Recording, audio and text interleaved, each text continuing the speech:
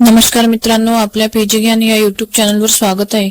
तर मित्रांनो, आपण आजच्या व्हिडिओमध्ये पाहणार आहोत की रेशन कार्ड नियमांमध्ये दिनांक 1 एप्रिल पासून हे मोठे बदल जाणून घ्या। सुधारित निकष आणि नियमावली याबद्दल संपूर्ण सविस्तर अशी माहिती आपण आजच्या व्हिडिओमध्ये पाहणार आहोत।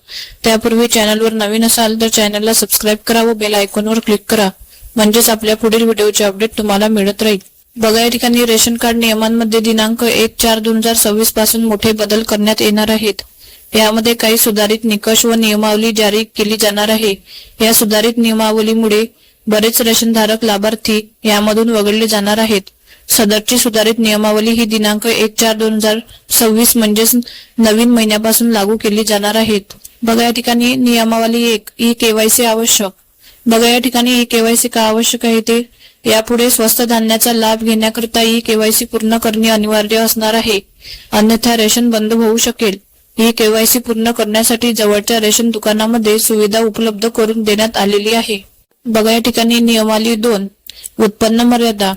शहरी भागांमध्ये कुटुंबाचे वार्षिक उत्पन्न हे 3 लाख रुपये तर ग्रामीण भागामध्ये 2 लाख रुपये अधिक वार्षिक उत्पन्न असेल तर कुटुंब अपात्र ठरणार आहेत। बघा, नियमावली 3 स्थावर जंगम संपत्ती।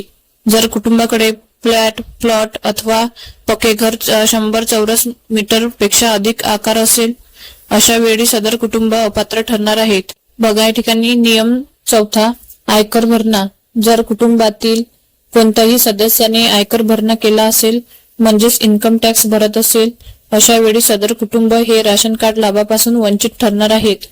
5 लक्झरी वस्तू असणारे कुटुंब। ज्या कुटुंबाकडे एसी, जनरेटर अशा लक्झरी वस्तू असतील, असे कुटुंब देखील रेशन कार्ड सुविधा लाभापासून वंचित ठरणार आहेत। रेशन कार्ड नियमांमध्ये दिनांक 1 एप्रिल पासून हे मोठे बदल जाणून घ्या। सुधारित निकष नियमावली अशा प्रकारे आपण या व्हिडिओमध्ये संपूर्ण सविस्तर अशी माहिती पाहण्याचा प्रयत्न केला आहे। जर मित्रांनो तुम्हाला आमचे व्हिडिओ आवडत असेल तर नक्की आपल्या पीजी ज्ञान या चॅनलला सबस्क्राइब करा व बेल आयकॉनवर क्लिक करा, म्हणजेच आपल्या पुढील व्हिडिओची अपडेट तुम्हाला मिळत राहील। तर मित्रांनो, व्हिडिओ जास्तीत जास्त शेअर करा व त्याचबरोबर लाईक करायला विसरू नका।